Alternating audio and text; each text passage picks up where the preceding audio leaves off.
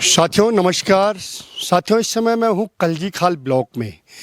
पौड़ी जनपद का एक कलजी खाल ब्लॉक है। कलजी खाल ब्लॉक में मैं आपको बता दूँ कि 2022 में यहाँ पे राजकीय महाविद्यालय की स्थापना हुई और जिस प्रकार से आप देख रहे होंगे कि अब इस जो विद्यालय को है उसको एक नया भवन मिल गया है। आप भवन देख सकते हैं कि भवन किस प्रकार का बना हुआ है।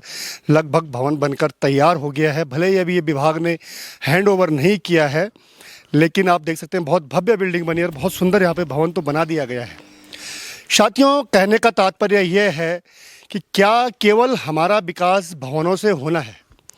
महाविद्यालय की स्थापना होने के बाद यहाँ पर बच्चों की क्या स्थिति है, कैसी है, आइए जानते हैं। जो है कि प्राचार्य हैं श्रीवास्तव जी, उनसे जानते हैं। मेरा नाम प्रोफेसर के.वी. श्रीवास्तव, प्राचार्य, राजकीय महाविद्यालय खलजी खाल। सर यहाँ पे अगर विद्यालय की बात करें, किस प्रकार की स्थिति है वर्तमान में, कितने बच्चे हैं, किस प्रकार से विद्यालय चल रहा है? वर्तमान में 43 बच्चे थे, जिसमें 12 बच्चों ने फर्स्ट सेमेस्टर की परीक्षा आवेदन पत्र ही नहीं भरा, तो इसलिए कुल मिला करके हमारे पास जो है 30 बच्चे शेष बच रहे हैं। और यहाँ पर शिक्षा का पलायन सबसे ज़्यादा जो यहाँ पर दिक्कत है पलायन, जिसकी वजह से यहाँ पर आबादी है ही नहीं है। इंटर कॉलेजेज में ही बच्चे नहीं हैं। दूसरी बात विषयों की है, कुछ हो सकते हैं विषय का कम्बिनेशन नहीं मिल पाता है, ये भी एक समस्या है। और सबसे महत्वपूर्ण और दूसरी जो बात लग रही है, ट्रांसपोर्टेशन की सुविधा नहीं है। बच्चे दूरस्थ गांव में रहते हैं जहां से आने जाने के लिए कोई ट्रांसपोर्टेशन की व्यवस्था नहीं है। अगर कोई जो है प्रातः आती है तो 100 रुपये किराए उसके लगते हैं, जाने के लिए कोई व्यवस्था नहीं है। तो ये सब सारी भी यहाँ की भौगोलिक परिस्थितियाँ जो है जिम्मेदार हैं, कुछ पलायन जिम्मेदार हैं। सर अगर बात करें कि जिस प्रकार से दूरस्थ क्षेत्रों में विद्यालय खोले गए हैं, क्या आपको लगता है कि इस प्रकार के विद्यालय के लिए उचित जगह है ये?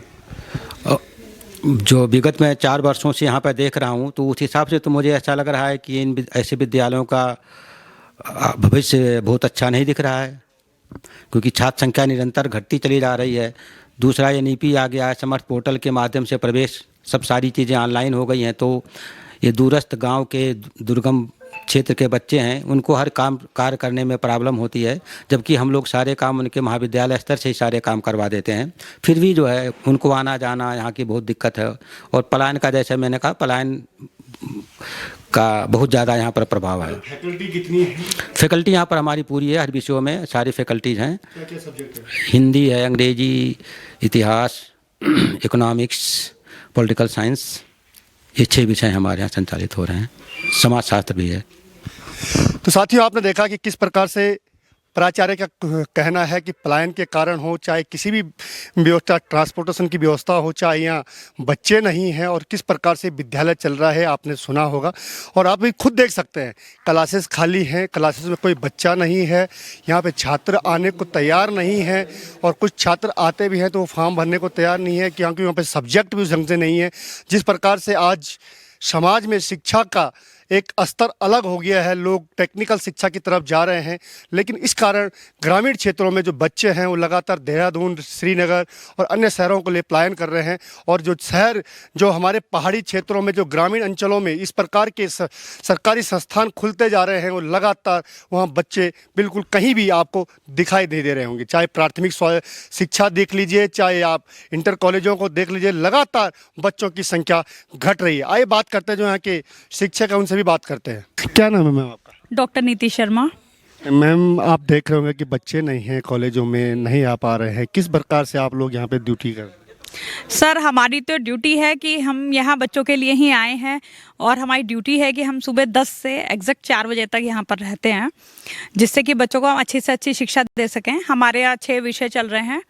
अभी आर्ट्स में है, यह महाविद्यालय में आर्ट्स विषय चल रहा है, और उसमें काफ़ी अच्छे प्राध्यापक आए हुए हैं दूर दूर से इन बच्चों को पढ़ाने के लिए।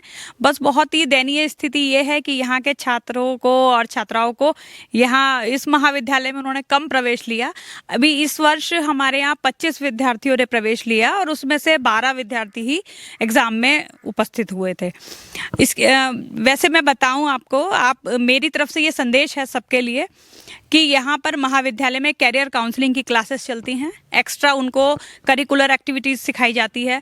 उसके साथ साथ राष्ट्रीय सेवा योजना कराया जाता है, रेड क्रॉस कराया जाता है, रक्तदान शिविर के विषय में बताया जाता है।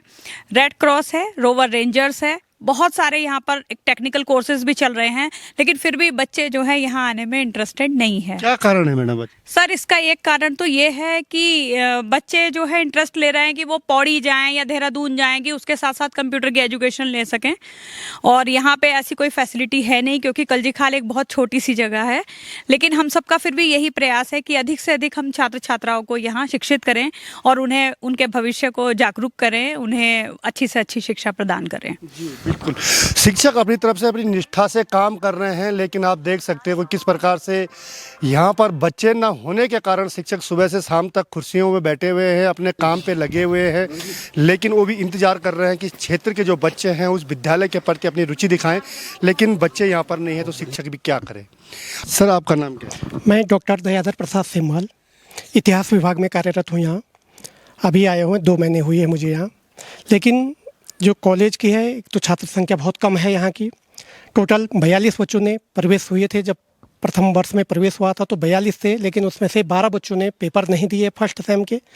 तो निश्चित रूप से जो आज जो हम देख रहे हैं, अपने जो हम विचार हमारा है, इसका कारण ये भी है कि सरकार द्वारा गौरा धन कन्या धन योजना चलाई गई है, तो अधिकतर बच्चे तो उसी के लिए कॉलेजों आ रहे हैं, और वो आते ही 1, 2, 3 महीने में जैसे उन्हें प्राप्त हो रहा है वैसे ही वो एडमिशन या कॉलेज आना बंद कर रहे हैं। ऐसे कितने बच्चे हैं जिन्होंने गौरव कन्या धन योजना लिया उसके बाद कॉलेज छोड़ दिया? लगभग ये जो 12 बच्चे हैं उनमें से लगभग 8-9 तो वही हैं।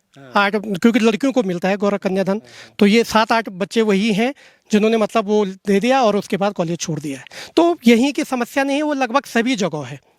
तो जहाँ तक मैं अपना सुझाव समझता हूँ, सरकार अच्छा कर रही है, दे रही है, सभी को दे रही है, सभी आर्थिक स्थिति उचित नहीं है, लेकिन इसके लिए निश्चित रूप से ये होना चाहिए कि जब बच्चा तृतीय वर्ष में प्रवेश करे तो उस समय उसको दिया जाए, तो इससे फायदा होगा। निश्चित रूप से बच्चे को भी लगेगा, और जब तृतीय वर्ष में चले जाएगा तो फिर वो छोड़ेगा नहीं, निश्चित रूप से कॉलेज पढ़ेगा वो, क्योंकि फाइनल करेगा। तो ये मैं अपना जहाँ तक मेरा मानना है और जहाँ तक मैं देख रहा हूँ अपने अनुभव के आधार पर, तो ये चीज़ हो सकती है।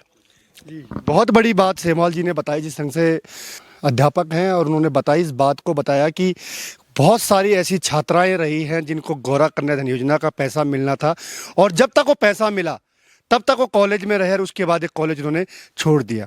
तो किस प्रकार से सरकार के जो योजनाएं हैं उनका लाभ लिया जाता है और फिर इस प्रकार से जो शिक्षण संस्थान है वो कम वीरान हो जाते हैं। आइए बात करते हैं इसी क्षेत्र के जो ब्लॉक है, कलजी खाल ब्लॉक में एक ज्येष्ठ प्रमुख यहाँ पर हैं, उनसे बात करते हैं। तो मेरे साथ है ज्येष्ठ प्रमुख दीपक अश्वाल जी। इस विद्यालय की अगर बात करें, आप कलजी खाल क्षेत्र में हैं, बहुत भव्य बिल्डिंग यहाँ पे मिल गई है, 2022 से विद्यालय चल रहा है, लेकिन यहाँ पे बच्चे बिल्कुल नहीं है। देखिए, पहले तो हमारे कलजी खाल की तो बहुत बड़ी सौगात है कि यहाँ पर महाविद्यालय का जो भवन जो निर्माण हुआ और बहुत जल्दी अब इसका हैंडओवर इनको मिल जाएगा। पर देखिए, कहीं ना कहीं आप लोग देख रहे होंगे कि जिस तरीके से आजकल क्षेत्र में दहशत जो बनी हुई है जंगली जानवरों की, इसके चलते भी जो उनके जो पेरेंट्स हैं, जो गार्जियन हैं, वो कॉलेज नहीं भेज पा रहे हैं। फिर दरअसल क्या है कि आप पलायन बढ़ गया है, रोजगार ही नहीं है यहाँ। और जब बच्चों के माता पिता ही नहीं गाँव में रहना चाह रहे हैं तो पलायन होगा, और जो देहरादून और बड़े बड़े शहरों में वो लोग निकल चुके हैं। जी बिल्कुल, ये दीपक अश्वाल जी का भी कहना है कि निश्चित बात है, यहाँ पे एक तो जंगली जानवरों का खतरा रहता है, दूसरी बात कि जो लोग यहाँ आना नहीं चाहते, जब वो घर से गांव पलायन कर गए हैं, पलायन के कारण यहाँ छात्र भी इन विद्यालयों को नहीं मिल पा रहे हैं। हिमालय प्लस के लिए कलजी खाल से मैं प्रमोद खंडूड़ी।